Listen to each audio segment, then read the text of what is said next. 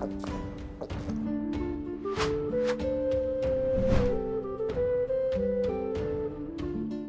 Moin, hallo und herzlich willkommen zu einem neuen Video hier auf meinem Kanal. Und heute gibt es hier eine Runde Shakes and Fidget. Morgen ist es bereits schon soweit. Der Elevator startet auf F9, einen Tag früher als auf den anderen Servern. Und wir werden morgen auch direkt live im Stream reingehen in den Elevator abends und dann auch direkt die 500 Etagen mit dem Account hier pushen. Das sollte gar kein Problem werden, denke ich mal. Hoffe ich mal. Ja, und dann werden wir uns den Elevator mal anschauen. Es wurde ja jetzt ein bisschen was verändert an dem ganzen Konstrukt hier. Ja, ihr habt das bestimmt schon in der E-Mail gelesen gehabt. Das Elevator Gameplay Update.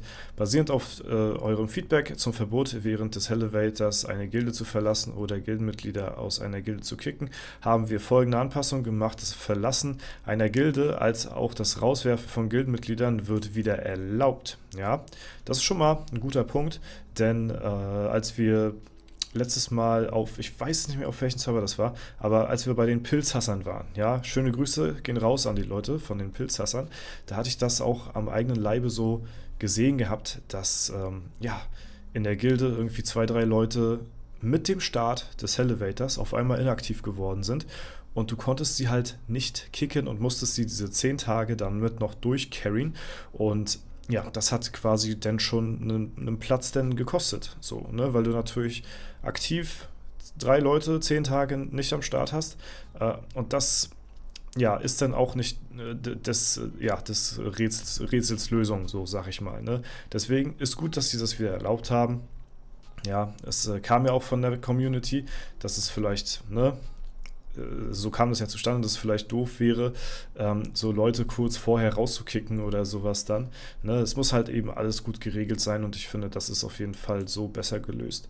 Zusätzlich hat der Großteil der Community sich dafür ausgesprochen, dass Höllenmarken, die in Höllenangriffen erlangt wurden, der Gilde zuzuordnen. Ja, also das heißt, man kann jetzt nicht mehr irgendwo Hell-Attacks in einer Gilde farmen und diese dann mitnehmen in eine andere Gilde oder so.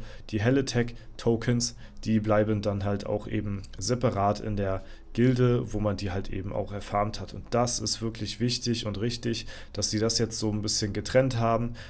Die eigenen Höllenmarken bleiben natürlich immer noch, die man so für sich selbst erfarmt, aber die Hell-Attack-Tokens, die werden jetzt in einem separaten Konto, in einem Gildenkonto sozusagen gut geschrieben und können dort dann nicht mehr entwendet werden. Das ist sehr gut und das hatte sich auch ein Großteil der Community gewünscht. Hatten wir auch schon des Öfteren in der Vergangenheit angesprochen, dass das auf jeden Fall eine gute Lösung wäre und das wird jetzt umgesetzt im nächsten Elevator.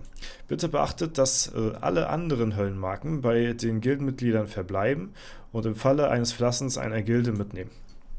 Das ist auch vollkommen in Ordnung so, ne? Also die persönlichen Ebenen, die man durchkreuzt, da kriegt man trotzdem noch seine eigenen Höllenmarken auf sein eigenes Konto gut geschrieben, aber eben die Hell-Attacks werden nun getrennt.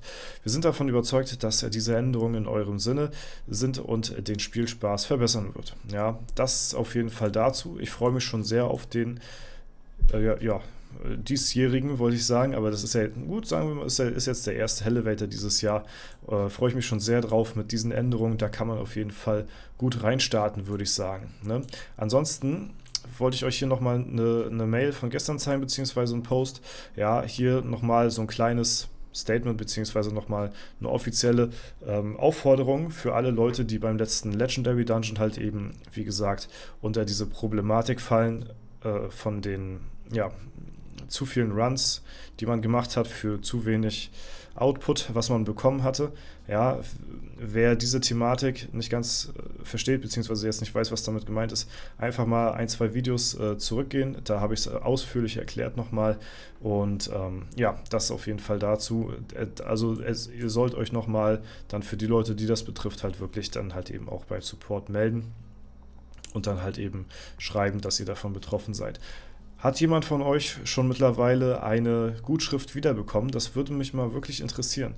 Ja, falls jemand von euch da schon aufgrund des letzten Videos, was ich da zu der Thematik gemacht habe, ob da jemand wirklich schon was zurückbekommen hat. Wenn ja, also ja, man bekommt was zurück, aber was ist halt die Frage so, ne? Ich kann mir vorstellen, dass das individuell gelöst werden muss, weil ja jeder auch unterschiedlich viel Pilze in den letzten Legendary Dungeon gesteckt hat. Deswegen kann ich mir vorstellen, dass das individuell gelöst wird und jetzt keine, ja, Lösung für alle Leute, dass die eine gleiche Entschädigung bekommen. Das glaube ich eher weniger.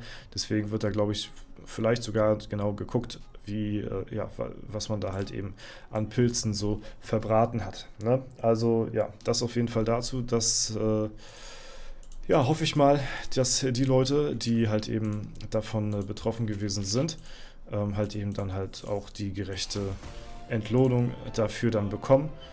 Und ja, wie gesagt, das würde mich auf jeden Fall persönlich sehr interessieren, was das dann halt eben ist. So, ne? Ja, ansonsten gibt es bei mir persönlich jetzt weiterhin keine großartigen Neuerungen hier. Ja, wir haben jetzt noch nicht so viel weiter geschafft. Im Sandsturm hatte ich gestern im Livestream mal wieder geschaut gehabt, wie so die Prozentchancen momentan gerade sind.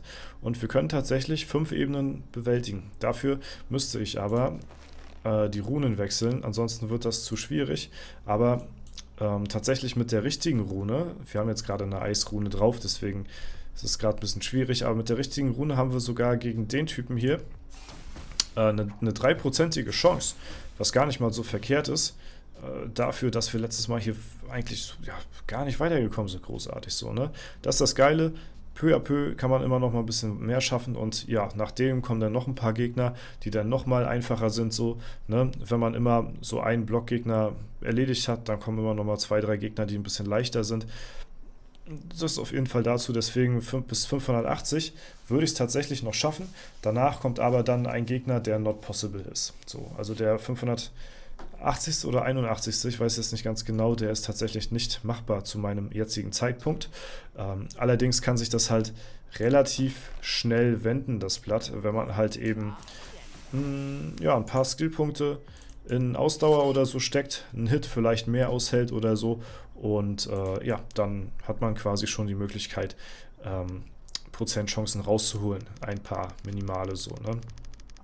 Ja, also deswegen, das geht relativ fix, sag ich mal, so in einem wöchentlichen Abstand, dass man mal wieder einen Gegner hier so besiegt und nicht im monatlichen, beziehungsweise fast im jährlichen Abstand, dass man hier mal wieder einen Gegner besiegt, so. Deswegen, das ist schon ganz cool, immer mal wieder so ein kleines Erfolgserlebnis zu haben und ja, das ist definitiv ganz, ganz, ganz nice. Ja, ansonsten, wie gesagt, ich freue mich sehr auf F24, den Elevator. Das wird sehr interessant werden. Ich bin echt gespannt, wo wir landen werden mit unserer Gilde. Wir sind ja, ja leveltechnisch auf Platz 5 weltweit. Wir kämpfen uns jetzt langsam hier hoch in der Ehrenhalle, machen das ganz peu à peu immer so. Ne? Wir greifen immer den an, der gerade über uns ist, in dem Falle so. Und ja, dadurch steigen wir nicht so extrem schnell nach oben und haben noch ein bisschen Zeit, Potenzial nach oben halt eben zu haben, bevor wir nachher in die Gefilde kommen, wo wir nachher nicht mehr so viel Potenzial haben, nach oben hin anzugreifen. Deswegen geht das, ja, langsam, aber es geht stetig nach oben und die Rangliste ordnet sich früher oder später ja so oder so. Ne? Ansonsten kann man ja nochmal in die Statistiken reinschauen, da sieht man es dann halt eben nochmal ja, ganz genau, wenn man sich das nach den Leveln ordnet, wo wir momentan gerade stehen, F24. Wenn wir mal auf Gilden und dann sehen wir hier, dass wir momentan auf Platz 5 sind. Und ja, das ist auf jeden Fall auch unser Ziel für den jetzigen Elevator, dass wir uns Platz 5 sichern. Ich hoffe mal, wir kriegen das hin. Das wäre auf jeden Fall ganz cool.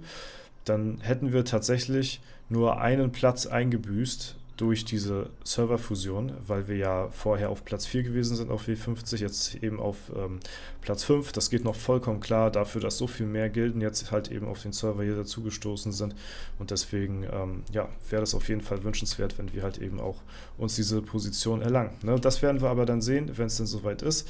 Werde ich auf jeden Fall auch streamen. Wie gesagt, versuche jetzt wieder ein bisschen aktiver auf jeden Fall auf Twitch zu sein. Morgen gibt es den nächsten Stream, dann Donnerstag werden wir dann auch mal reinschauen hier auf F24, wenn der Elevator offiziell startet auf allen Servern, und Freitag ist ja dann schon wieder der EU18-Start. Ne? Das auf jeden Fall dazu. Ansonsten hoffe ich, das Video hat euch gefallen. Wenn es der Fall sein sollte, lasst gerne eine Bewertung und Kommentar dazu da. Ansonsten wünsche ich euch noch einen super schönen Tag. Vielen Dank fürs Zuschauen. Haut rein und bis zum nächsten Mal.